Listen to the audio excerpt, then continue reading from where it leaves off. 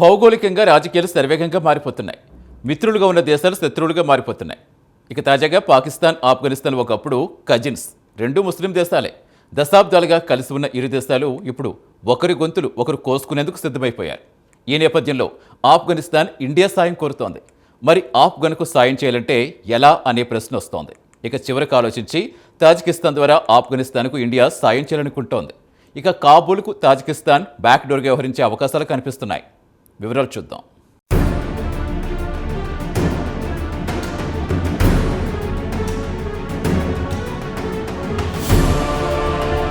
ప్రస్తుతం ఆఫ్ఘనిస్తాన్, పాకిస్తాన్కు మధ్య తీవ్రమైన ఉద్రిక్త పరిస్థితులు నెలకొన్నాయి. ఇరు దేశాలు దాడులు, ప్రతిదాడులు చేసుకుంటున్నాయి. పాకిస్తాన్ కాబూల్పై వైమానిక దాడులు చేస్తూ ఆఫ్ఘన్ పౌరులు నిలువునా వణికిస్తోంది. ఇక పాకిస్తాన్ విషయానికొస్తే ఆఫ్ఘనిస్తాన్తో పోల్చుకుంటే అన్ని రంగాల్లో అడ్వాన్స్ అని చెప్పుకోవాల్సిందే. ఇటు ఎయిర్ పవర్తో పాటు అత్యాధునిక ఆయుధాలు కలిగి ఉంటుంది. అలాగే సర్వేలెన్స్లో కూడిన పాకిస్తాన్ అందవేసిన చెయ్యి. మరి దీనికి వ్యతిరేకంగా ఆఫ్ఘనిస్తాన్ విషయానికొస్తే ఆయుధాల కొరతతో తీవ్ర ఇబ్బందులు పడుతోంది. ఆఫ్ఘనిస్తాన్ వద్ద ఎయిర్ డిఫెన్స్ సిస్టమ్ లేనేలేదు. అత్యాధునిక ఆయుధాలు లేవు. మిలిటరీ వాహనాలు లేవు. యుద్ధ రంగంలో ఆయుధాలను సరఫరా చేయాలనుకుంటే రవాణా సౌకర్యం లేదు.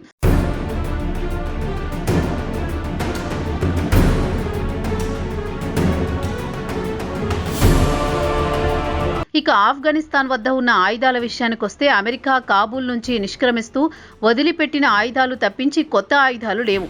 ప్రస్తుతం ఆ ఆయుధాలు కూడా పనికి రాకుండా పోయాయి. ఈ ఆయుధాలతో పాకిస్తాన్ను ఎదుర్కోలేకపోతోంది.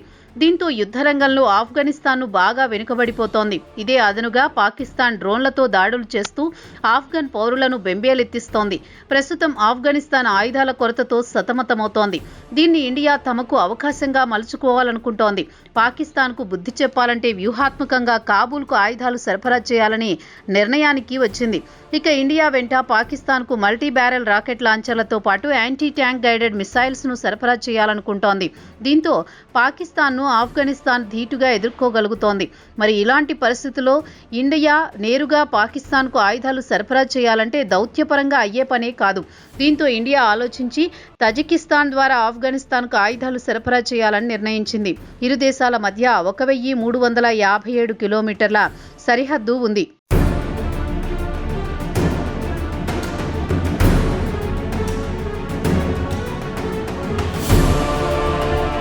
ఇక ఇండియా విషయానికొస్తే ఓవర్సీస్ మిలిటరీ బేస్లు తజికిస్తాన్లోని పార్క్ హూరులో ఉంది. దీంతో ఈ బేస్ నుంచి నేరుగా ఆఫ్ఘనిస్తాన్కు ఆయుధాలు సరఫరా చేయవచ్చు.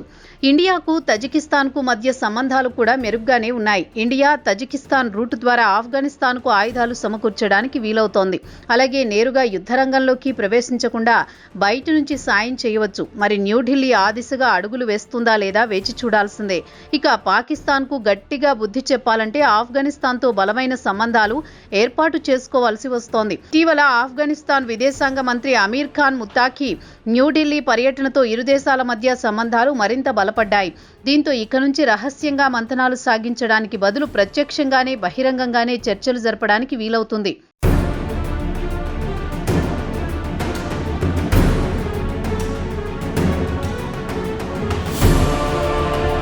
ముత్తాఖీ 6 రోజుల పర్యటనతో ఇరు దేశాల మధ్య సంబంధాల్లో కొత్త అధ్యయనం మొదలైనట్లు తెలియంది. ఈ నెల 16తో ముత్తాఖీ ఇండియా పర్యటన ముగిసింది. ఒకప్పుడు ఇండియా ఆఫ్ఘనిస్తాన్లో ప్రజాస్వామ్యాన్ని, మహిళల హక్కుల గురించి తాలిబాన్లతో విభేదించింది. ప్రస్తుతం తమ వైఖరి మార్చుకోవాల్సి వచ్చింది. మరి ఇండియా వ్యూహాత్మకంగా తన పంతాను మార్చుకోవాల్సి వచ్చింది.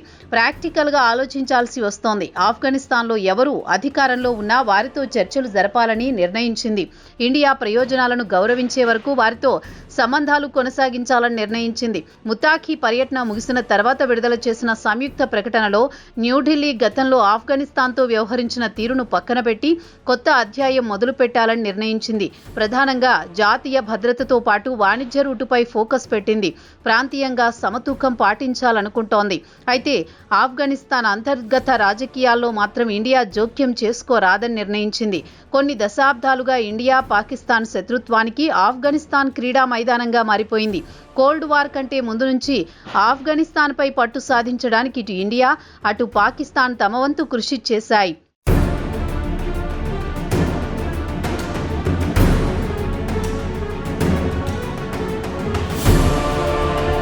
ఇక ఇండియా విషయానికి వస్తే పాశ్చాత్య దేశాలు మద్దతు పలికిన హమీద్ కర్జాయ్ అటు తర్వాత అష్రఫ్ ఘనీ ప్రభుత్వానికి మద్దతు పలికాయి. అదే సమయంలో పాకిస్తాన్ తాలిబాన్లకు బస కల్పించి పాక్ నుంచి ఆఫ్ఘనిస్తాన్లో ప్రభుత్వాన్ని కూల్చడానికి తమ వంతు సహాయ సహకారాలు అందించింది. కాగా ఆగస్టు 2021లో అమెరికా ఆఫ్ఘనిస్తాన్ నుంచి నిష్క్రమించడంతో తాలిబాన్లు కాబూల్ను ఆక్రమించుకున్నారు. అటు నుంచి ఇండియా క్రమంగా అక్కడ నుంచి నిష్క్రమించడం మొదలుపెట్టింది. కాబూల్లో రాయబార కార్యాలయాన్ని మూసివేసింది. ఉద్యోగులను వెనక్కి రప్పించుకుంది. తర్వాత కొన్ని సంవత్సరాల పాటు సంబంధాలు అంత పెద్దగా లేవు. అయితే ఇండియా మాత్రం ఆఫ్ఘనిస్తాన్ను తమ మిత్రదేశంగానే భావిస్తోంది. ఇండియా నుంచి సెంట్రల్ ఏషియాకు వెళ్లాలంటే ఆఫ్ఘనిస్తాన్ కీలకంగా మారింది. దీంతో ఇండియా మరోమారు ఆఫ్ఘనిస్తాన్తో వ్యూహాత్మకంగా జాగ్రత్త సంబంధాలు మెరుగుపరుచుకోవాలని నిర్ణయించింది.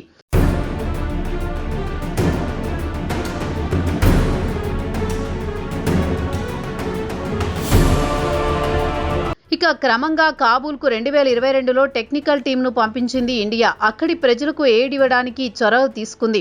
2023లో తాలిబాన్లకు ముంబైతో పాటు హైదరాబాద్లో కాన్సులేట్ కార్యాలయాలు ప్రారంభించుకోవడానికి అనుమతించింది. అటు తర్వాత దుబాయ్, దోహాలో ఇండియాకు చెందిన ఉన్నతాధికారులు తాలిబాన్ నాయకుల మధ్య చర్చలు ప్రారంభమయ్యాయి. ఈ ఏడాది జనవరిలో విదేశాంగ కార్యదర్శి విక్రమ్ మిస్త్రీ, ముత్తాఖీలు దుబాయ్లో చర్చలు జరిపారు. అటు తర్వాత ఇరు దేశాలు కలిసి న్యూఢిల్లీలో రాజకీయపరమైన చర్చలు జరపాలని నిర్ణయించారు. ఈ నెలలో ముత్తాఖీ న్యూఢిల్లీ పర్యటనతో ఇరు దేశాల మధ్య సంబంధాలు మరింత బలపడ్డాయి.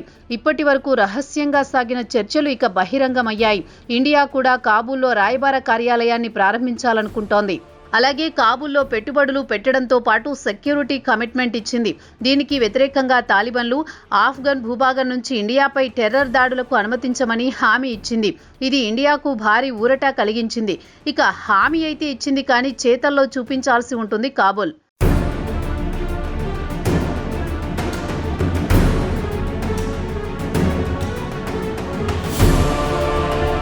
న్యూఢిల్లీ విషయానికొస్తే దేశానికి పశ్చిమ సరిహద్దుల్లో స్థిరత్వం కోసం అధిక ప్రాధాన్యమిస్తోంది. సెంట్రల్ ఏషియా రూట్లలో వ్యాపారం కోసం కనెక్ట్ సెంట్రల్ ఏషియా పాలసీని ఆవిష్కరించింది. ఆఫ్ఘనిస్తాన్ ద్వారా సెంట్రల్ ఏషియా దేశాలు కజకిస్తాన్, ఉజ్బెకిస్తాన్, తుర్కుమనిస్తాన్, కిర్గిస్తాన్, తజికిస్తాన్తో సంబంధాలు మెరుగుపరుచుకోవాల్సి వస్తోంది. పైన తెలిపిన ఈ దేశాల్లో చమురు, సహజ వాయువుతో పాటు విలువైన ఖనిజాలు ఉన్న ప్రాంతాలు. అక్కడికి చేరుకోవాలంటే ఆఫ్ఘనిస్తాన్లో స్థిరమైన ప్రభుత్వం ఉండాలి. ఇరాన్లో చాబహార్ పోర్టును ఇండియా పెట్టుబడులు పెట్టి నిర్మించింది. ఇక ఈ పోర్టుకు వెళ్లాలంటే ఆఫ్ఘనిస్తాన్ ద్వారానే వెళ్లాల్సి ఉంటుంది. పాకిస్తాన్తో సంబంధం లేకుండా కొత్త రూటును ఏర్పాటు చేసుకుంది ఇండియా. ఇక ఇండియా ముందున్న అసలు సమస్య పాకిస్తాన్ ఆఫ్ఘనిస్తాన్పై అత్యాధునిక ఆయుధాలతో దాడులు చేస్తుంటే మిత్రదేశంగా కాబూల్కు ఆయుధాలు సరఫరా చేయాలనుకుంటోంది. దీనికి తజికిస్తాన్ ద్వారా ఆయుధాలు పంపాలని నిర్ణయించింది. మరి దీనికి ముహూర్తం ఎప్పుడో వేచి చూడాల్సిందే.